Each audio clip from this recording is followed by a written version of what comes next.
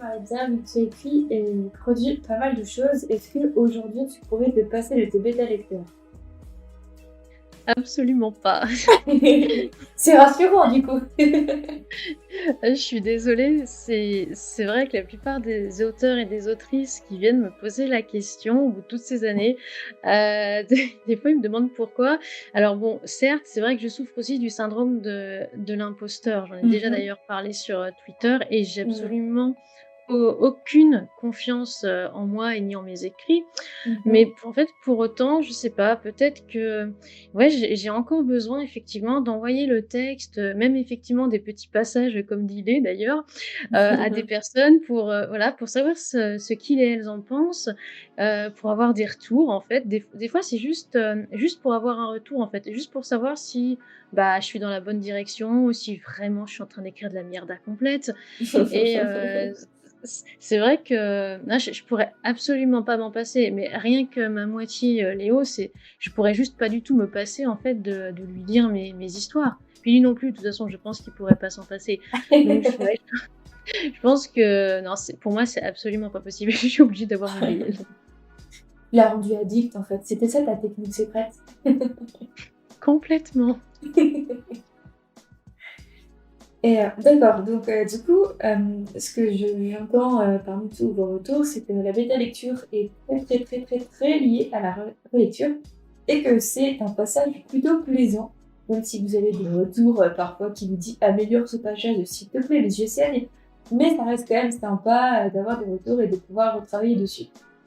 Du coup, j'ai une autre question pour vous, qui est, hormis la bêta-lecture, hormis tout ce processus-là, qu'est-ce qui vous plaît dans la réécriture en soi? Se replonger dans l'univers.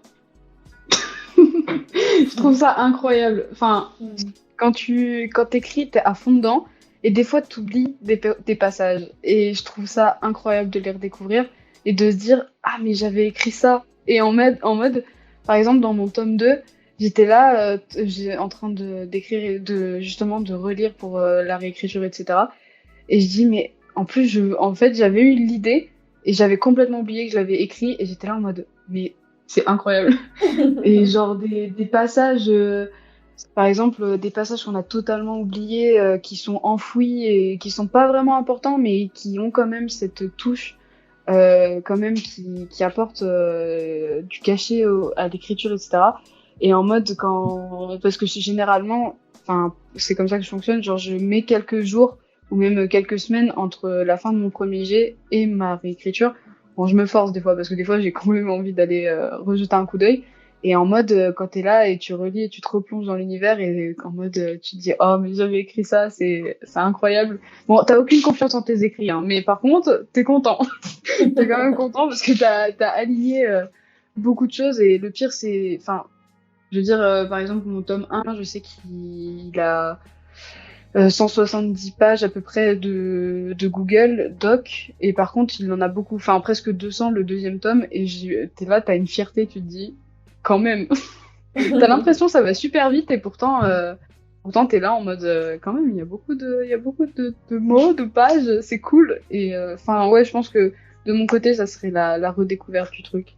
Genre, de redécouvrir l'univers, et tu te replonges dedans, et t'es bien. Voilà. Enfin, parce qu'il y a plein de trucs où ça me fatigue, mais bon, faut le faire.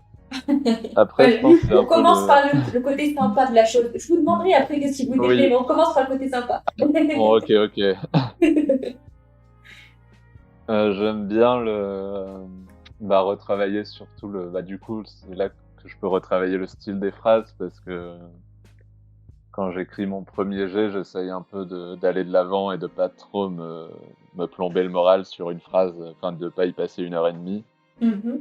Alors que sur la réécriture, je peux vraiment me répéter une phrase à voix haute, genre toute la journée, jusqu'à ce que je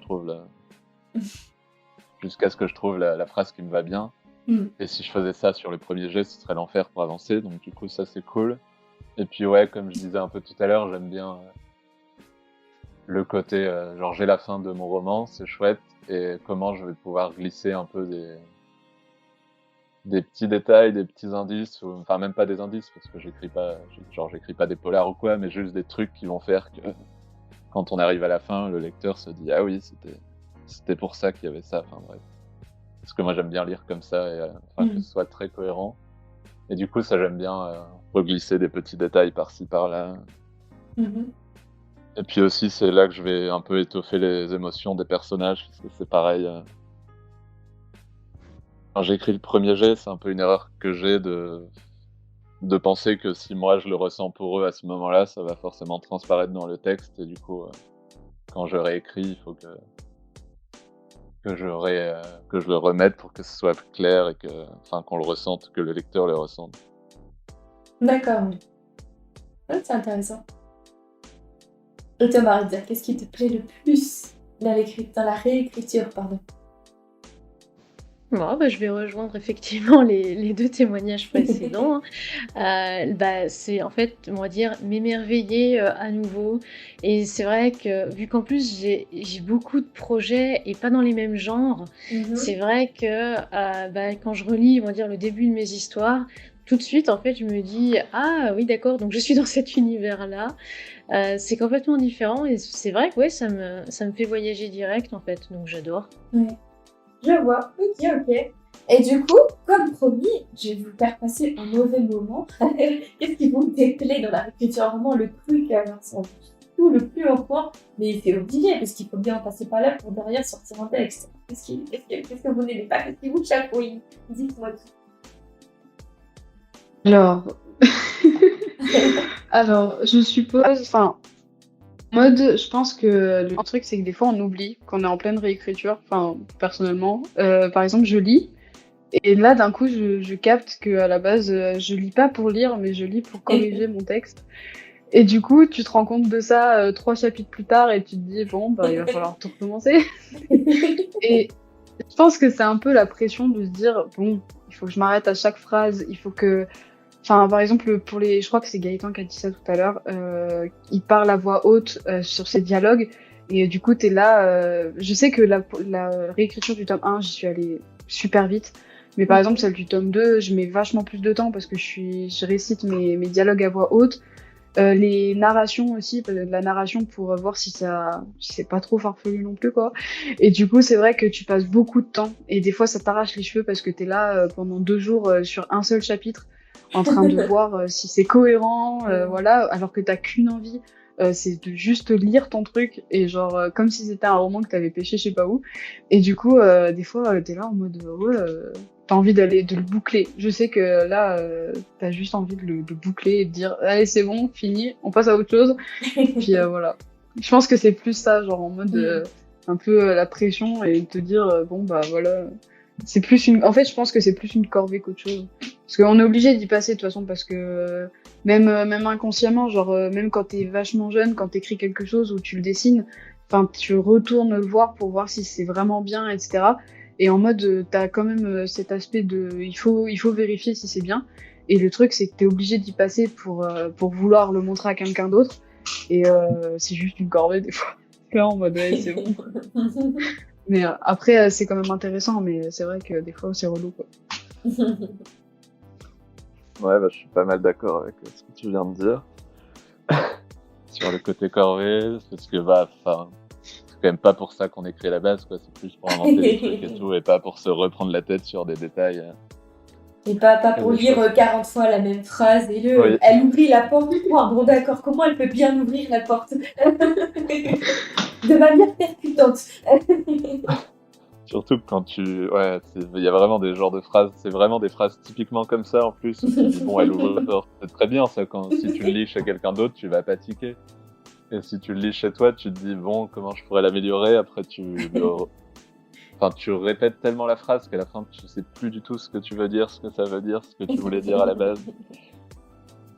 C'est le côté un peu infini de genre le premier jet, t'as écrit ta dernière phrase, c'est fini. La réécriture, tu peux le faire vraiment à l'infini. Et je pense que c'est pour ça, surtout moi, pour avoir écrit surtout des nouvelles, les nouvelles, tu peux vraiment genre contrôler ton texte de A à Z, avoir choisi chaque mot. Pour un roman, c'est pas possible, humainement, Ou alors il faudrait 10 ans, du coup. Ou alors, ouais, effectivement, c'est ça, il faut que tu écrives vraiment toute ta vie pour reproduire un roman, et c'est encore. ça. Et encore, c'est pas sûr que c'est un bon roman à la fin. Du coup, ouais, il y a un peu. Ouais, des fois, ça me frustre. Il faut que je le repose un peu, que je le laisse encore 3 mois de côté pour m'y reprendre doucement et pas pour avoir envie de tout découper à la hache. Après, ouais, les dialogues, j'ai vraiment du mal, mais ça, c'est pas propre à la réécriture. Enfin, c'est un des aspects que je trouve le plus dur, et ça, pareil, je peux y passer des heures et des heures, parce que pour qu'un dialogue ait l'air naturel, je trouve ça vraiment dur. Ouais, c'est vrai. Et du coup, ouais, c'est assez dur. Et après, ouais, il y a aussi un peu le côté un peu genre tu t'attaches à des passages, à des personnages, à des scènes, et tu te rends compte après la première lecture ou avec le résultat de la bêta lecture qu'en fait ça n'apporte rien, ou c'est inutile, ou alors que ça va pas, quoi. Et du coup, c'est un peu dur des fois genre littéralement même de jeter des personnages hors de ton histoire parce que ça charge trop, que ça n'apporte rien, et je sais pas, c'est dur moralement d'abandonner un peu ces personnages et tout. Maintenant, ça va un peu mieux parce que je me dis que toutes ces scènes et ces trucs, déjà je les jette pas définitivement, je les mets dans un grand document de bazar. Ouais. Et je me dis que peut-être ça me servira plus tard pour une inspiration de quelque chose, et que c'était juste pas la bonne histoire pour ça. Ah, d'accord. Mais au début, je trouvais ça dur, quoi, Mm. on est quand même attaché à même des formulations de phrases des fois qu'on aime bien, alors que en fait c'est pas correct, mais on se dit ah, ça me plaît quand Oui, même. oui, puis tu sais, tu vas faire 10 000 répétitions parce que t'adores ça, mais en fait, Ouais, c'est juste invivable, quoi, pour le lecteur ou le lecteur ou la lectrice qui passe derrière. c'est ça, c'est exactement ça. Du coup, voilà, c'est quand même bien la corvée. Ouais. Et toi, Marisa, qu'est-ce qui te déplaît dans cet exercice de la réécriture? Je réfléchis parce que c'est vrai, bon, à titre personnel, ce qui me dérange le plus, bah, c'est de développer ce que j'appellerais le décorum, hein. C'est-à-dire, voilà, l'ambiance, l'environnement, on va dire les descriptions, parce que c'est mon point faible, et c'est ce qui m'embête le plus en fait dans la réécriture, c'est que voilà, je vois très bien la scène dans ma tête, je sais très bien que les autres ne vont pas la voir, donc ayant conscience de ça, j'essaye de développer, j'essaye de faire, mais après je vais pas passer non plus toute une matinée sur un passage. C'est vrai que quand j'y arrive pas, je suis un peu lâche, hein, là-dessus, je le reconnais complètement. Heu, Très souvent, ouais, je fais appel à mes BL, ou des fois, bah, la correctrice ou le correcteur, et je dis: «Là franchement, je bute complet». Ça m'est aussi déjà arrivé de le faire avec une éditrice, et de demander, on va dire, un peu des pistes, parce que parfois, même au bout de la 3, 4 et de la 10e réécriture, je sais très bien que ce passage en question ne va pas. Je le sais parce que, voilà, on voit bien, on va dire, que ce qu'il y a dans ma tête et ce que j'ai écrit, il y a un décalage. C'est tout, j'en suis consciente. Donc oui, je suis un peu lâche, hein, là-dessus, hein. C'est vrai que peut-être que si j'y allais un peu plus, avec plus de réflexion, et de travail, peut-être, mais j'avoue que non. Des fois, je demande de l'aide à des amis, voilà. C'est bien l'aide d'un ami. Oui, bah, c'est peut-être un petit peu lâche aussi, Waouh. mais pour le coup, oui. Ah, je comprends, des fois c'est quand un bêta lecteur t'a dit ah, cette phrase elle va pas, et il t'a pas dit quoi faire, et toi t'es là, bah vas-y, fais-moi une phrase mieux si tu trouves qu'elle elle va pas. Ce qui est très, très mesquin aussi. Oui, c'est vrai. C'est Ah. vrai, c'est vrai.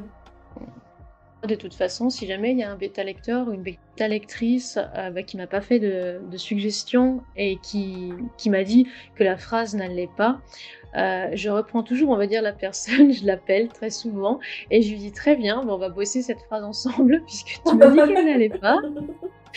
Et bon, ils le savent, hein, ils et elles le savent dès le départ, hein, mais c'est vrai que vu qu'il y a pas de proposition, j'ai dit: «Bah, écoute, on s'appelle et on en parle».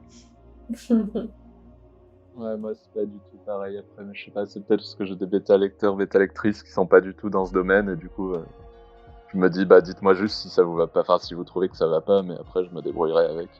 Du coup, c'est à moi d'assumer parce que je leur ai pas dit de me faire une suggestion.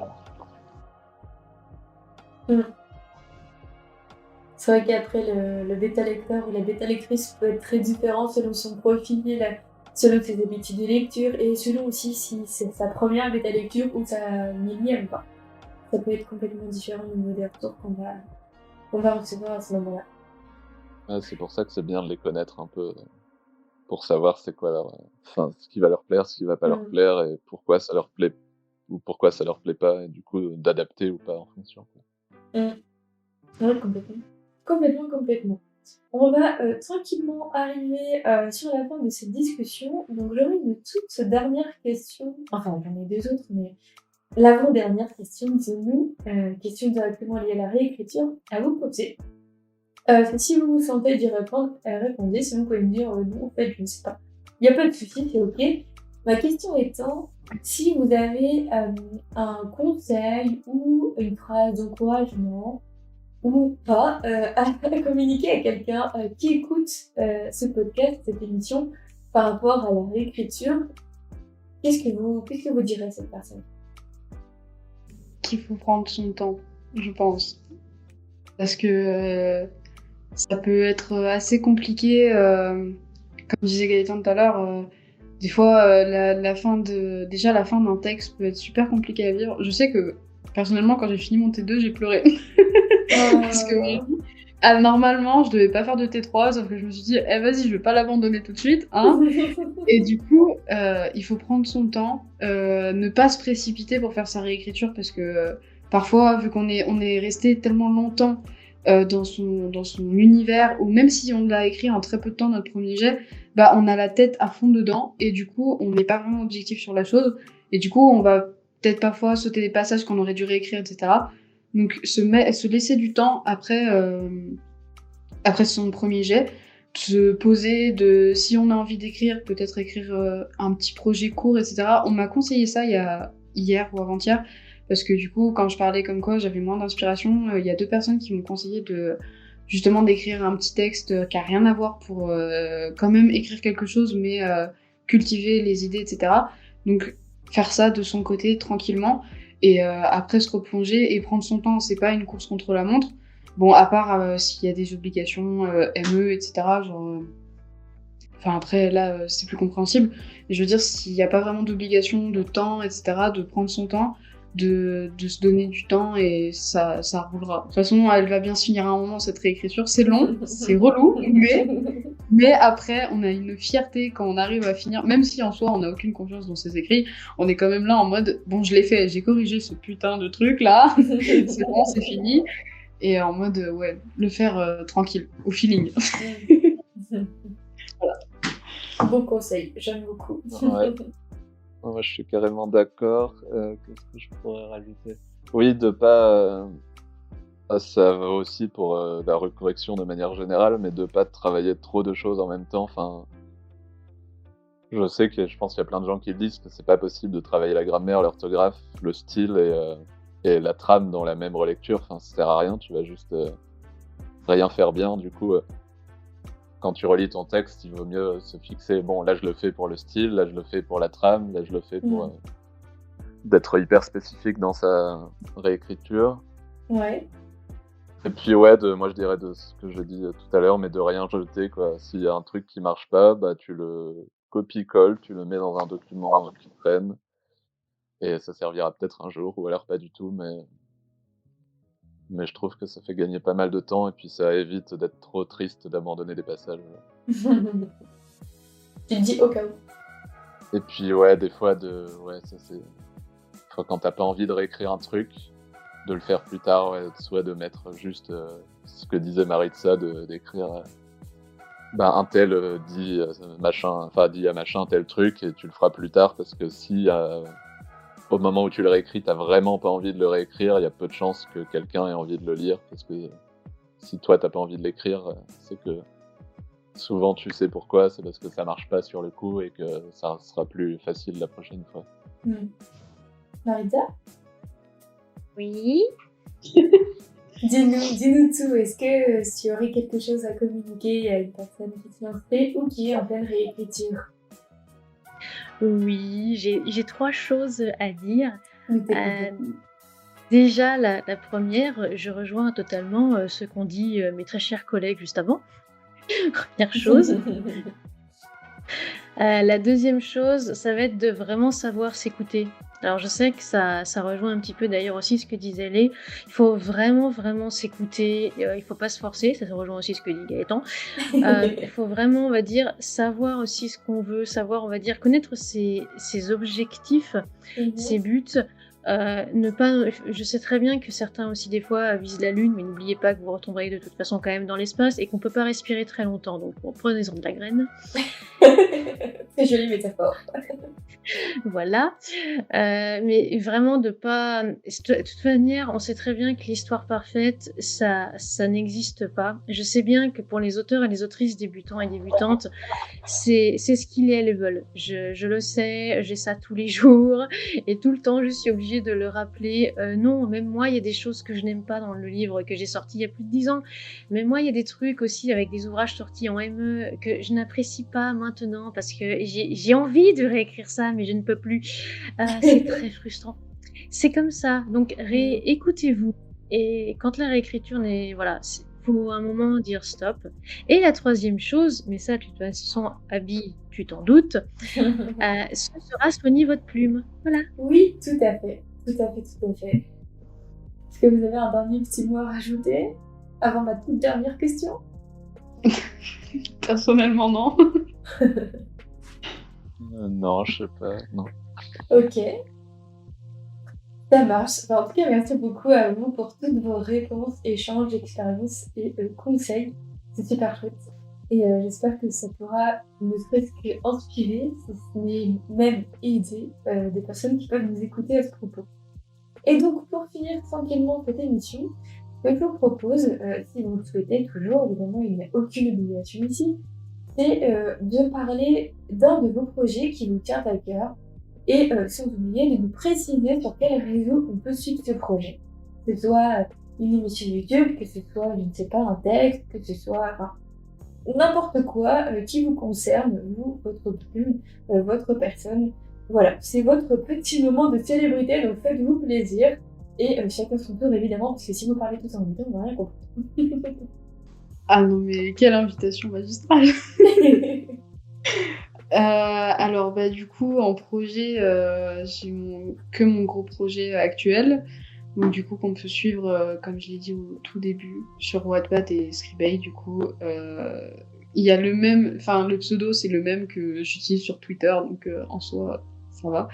Et du coup, là, je publie actuellement le premier tome. Donc, voilà, si jamais. D'accord, est-ce que tu peux rapidement nous raconter, nous dire ce que ça raconte? Faire un pitch. Oui. Alors. Ah, je vous mets dans la sauce comme ça tout de suite. Hein. Allez hop. En gros, c'est l'histoire d'une meuf. Elle a 18 piges et en fait, c'est fantastique. Donc en soi, il y a de la magie et tout, incroyable. Et du coup, pour vous faire un pitch, c'est une meuf qui a un démon en elle, en gros, et que comme quoi, elle va devoir se faire accepter dans le monde. Voilà. Et elle a un fiancé qui veut la buter aussi, si jamais. C'est sympa.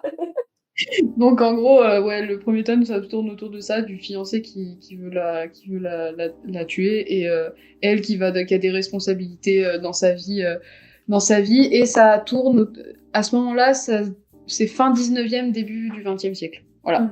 D'accord. Et le titre? C'est Rina contre les Dini. D'accord, ça marche. C'est chelou, mais vas-y. Très bien. Eh ben super, merci beaucoup. À quel tour? Je veux bien continuer. Du coup, là, le truc que je suis en réécriture ne sortira pas avant des siècles, mais du coup, je vais parler de l'autre dernier que j'ai fait, qui sort bientôt normalement chez Onyx, qui est une petite maison d'édition très cool. Félicitations. ONYX. Oui, du coup, vous pouvez les suivre sur Twitter. Je sors un roman qui s'appelle No Man's Land et qui sera en 2 tomes normalement. Mhm. Et j'ai pas encore fini le deuxième, mais le premier est quasiment fini et très bientôt publié. Au top, c'est de quel genre? C'est science-fiction. Oh, Ok. ok. Et je le pitch très mal, alors je vous le laisserai aller sur le compte Twitter d'Onyx et regarder la description marche. écrite qui sera bien mieux que ce que j'en dirai. Ça marche.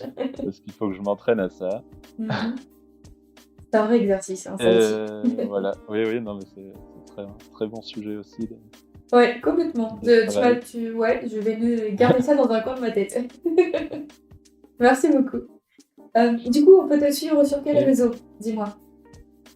Alors, il faut que je travaille. Alors, moi, mon nom, c'est Gaëtan Marant. C'est mon vrai nom. M-A-R-A-N. Et donc, sur Twitter, j'ai quasiment personne. Sinon, j'ai une page auteur sur Facebook qui est un peu plus active. Mais Twitter, il faut que je m'y mette aussi. Je pense que vous pouvez me trouver là-dessus. Ouais, ça marche. Et voilà. Et sinon,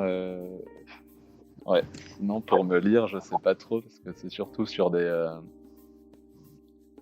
Pour l'instant, c'est surtout dans des recueils de nouvelles, dont un qui s'appelle La rizière à l'envers, qui sort encore plus bientôt, qui sort dans 2 semaines. Dans 2 semaines à partir d'aujourd'hui. Donc aujourd'hui, sachant qu'à l'heure de cet enregistrement, nous sommes le 9 mars 2022. Ah oui, c'est vrai. Oui, il faut toujours préciser la temporalité parce que je ne vais pas publier l'épisode aujourd'hui. Il va se passer un petit temps quand même. Mais voilà, c'est pour le préciser. Donc il sort tout bientôt. C'est chouette. C'est ça, fin mars. Super. Donc, Maritza, c'est ton tour. Bon, je vais me limiter à 2 projets, tu vois, je suis sympa. Alors, bon, je moi, sais que t'es comme moi et que t'en as 10 millions, hein, et c'est dur de devoir choisir, je sais. Ah non, j'en ai pas des millions. Pour la dernière fois, pour le stream de Tatiana, j'ai dû compter, j'en avais exactement 114 et il y en a que 58 qui sont terminés d'être écrits. Donc c'est pas un million, mais effectivement, ça fait un peu beaucoup. Donc je vais parler que de... Alors, je vais parler du 4 mains, parce que c'est vrai que ça change un petit peu. On n'a pas l'habitude d'en parler, des 4 mains. Alors, le 4 mains qu'on a réécrit récemment avec Ophélie et qui sortira donc chez les éditions Addictive. Alors, le titre n'est pas définitif, hein, parce que justement, le titre va changer. Donc, pour l'instant, on va dire qu'il n'y aura pas le titre, mais ça sortira sous le pseudo Marlo Jones, donc chez Addictive. Il n'y a pas forcément, on va dire, pour l'instant de période de sortie, mais très certainement, on va dire, ce sera dans les prochains mois. Comme ça, je me mouille pas trop sur la sortie. Et ensuite, l'autre projet dont je vais parler, c'est complètement différent pour le coup, parce qu'autant le 4 mains, c'est une romance contemporaine avec une petite pointe d'érotisme qui a été un peu plus développée au niveau de la réécriture, puisqu'on reste comme ça dans le sujet de la réécriture. Et qui évoque un road trip entre Evie et Kai qui vont se rapprocher parce que les 2 pauvres Zozoto, là, ils étaient amis, puis après ils se sont un petit peu éloignés, et puis voilà, il a fallu qu'une de leurs amies en commun décède pour qu'ils se décident, on va dire, un petit peu à se rejoindre. Je vais pitcher ça extrêmement bien. Je sais que ma maison d'édition m'adore et qu'elle va complètement me fouetter, ce n'est pas grave.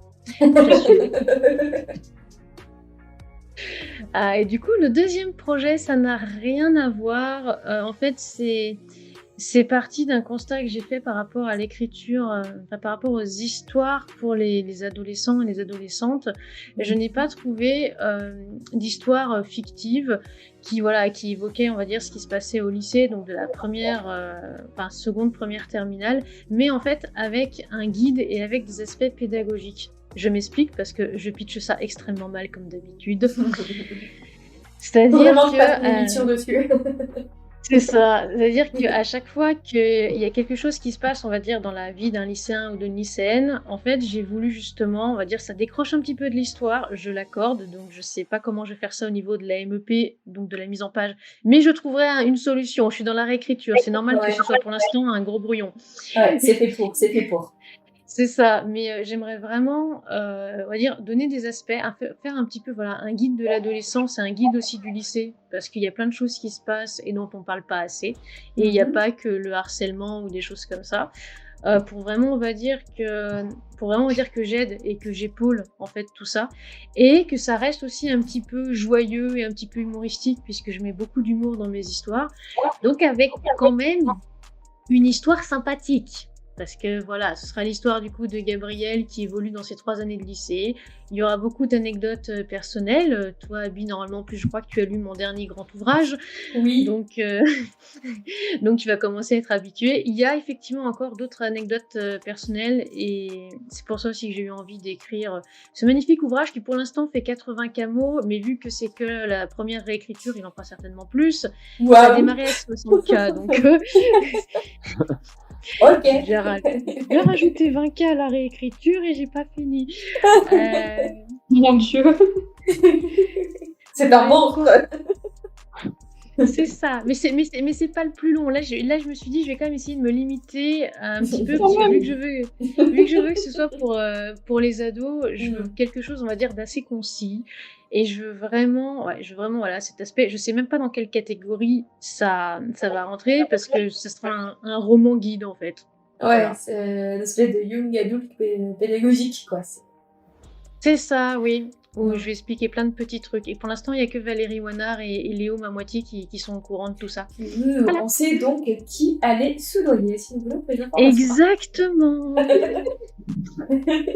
Et donc, où pouvons-nous te retrouver, même si je connais la réponse, moi, mais dis-nous, pour les auditeurs et les auditrices, où pouvons-nous te retrouver facilement, ma chère Satanithia? Alors, eh bien, je suis sur à peu près tous les réseaux. Sur Twitter, c'est l'arrobase Maritza Kokoji, ou aussi avec Maritza Jaillet, vous allez me retrouver. Et en plus, il y a la même petite photo de profil sur chacun de mes réseaux. Il y a juste le petit logo qui change en fonction effectivement du réseau social. Donc comme ça, on peut normalement me repérer assez bien.